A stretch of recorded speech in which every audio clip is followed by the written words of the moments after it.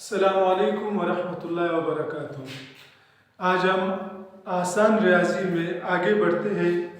जैसे कि पहले एक शरीक समझ तक हम लोगों ने पढ़ा। आज ज़रा सेटों के बारे में थोड़ी सी और आगे पढ़ेंगे। 4 सेटों के बारे में तफसील से पढ़ेंगे और उनके सवालात भी समझाने की कोशिश करेंगे। उसमें पहला है मुतनाई सेट।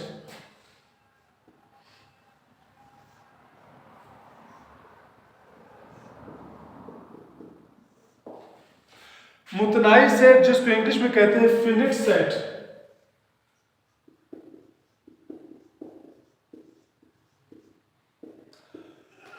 मुतनाई या फिनिट सेट ये अपने नाम से जाहिर है।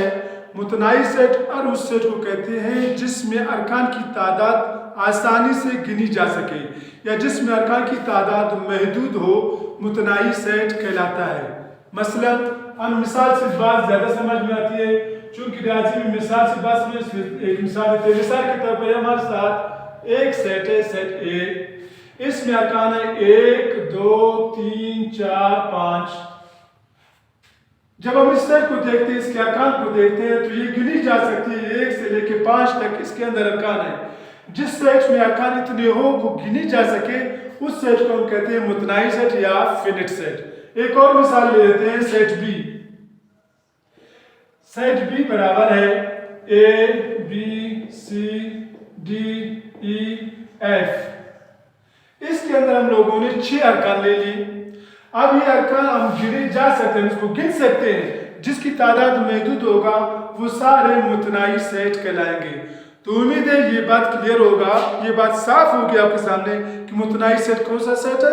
ऐसा सेट जिसमें अरकान की तादाद गिनी जा सकती है, या सेटों में जिस सेट में अरकान की तादाद महदूद हो उसको मुतनाई सेट कहते हैं। तो दूसरी सेट की तरफ चलते हैं, गैर मुतनाई सेट।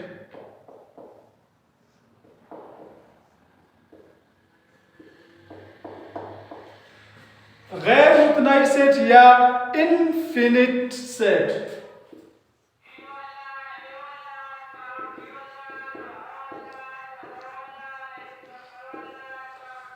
उर्दू में गैर मुतनाई सेट और इसको इंग्लिश में इनफिनिट सेट कहते हैं। ये अपने नाम से जैसे जाहिर है गैर मुतनाई, तो इसकी तारीफ में ये है हर वो सेट जिसमें अरकान की तादाद लामहदूद हो या जिसको हम न गिन सके वो गैर मुतनाई सेट कहलाता है।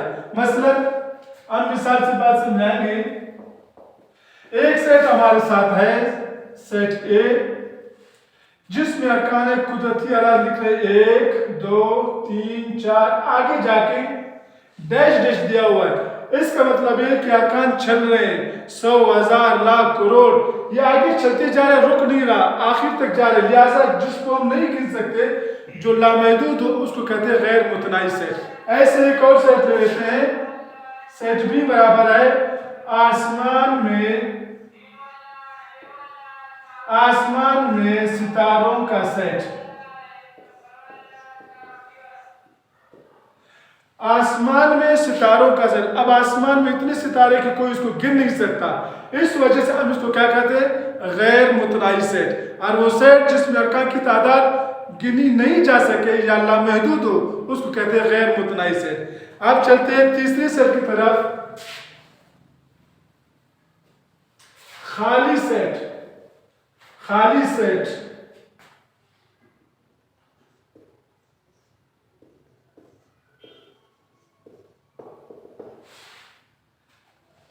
खाली सेट या एम्प्टी सेट, इंग्लिश में इसको कहते हैं एम्प्टी सेट। ये सेट अपने नाम से जाहिर है कि हर वो सेट जिसमें कोई भी रुकन ना हो, जिसमें रुकन कोई ना हो, इसको कहते हैं हम खाली सेट। मसलन सेट ए बराबर है, दरमियानी ब्रैकेट लिखा लेकिन इसके दरमियान इसके अंदर कोई भी रुकन नहीं लिखा। जिसके अंदर कोई रुकन ना हो उसको हम कहते हैं खाली सेट। अब इसके बाद वाला सेट ये आसान। तीसरे से तरफ चलते हैं, यक रुकनी सेट।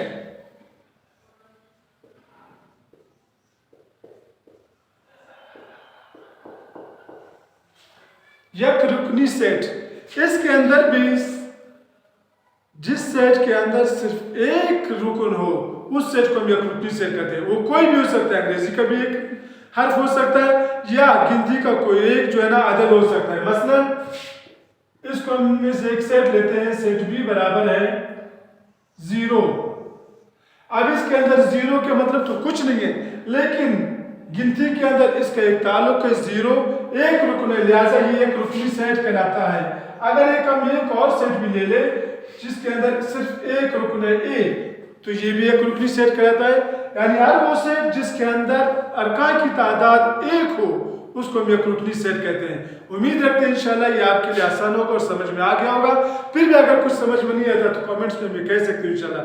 तो भाई जो हमारे उसमें चैनल में नए हैं तो हमारे इस चैनल को सब्सक्राइब करें और साथ ही घंटी की बटन को दबाएं ताकि आने वाली नई वीडियो आपको जल्द मिलती रहे। अस्सलाम वालेकुम।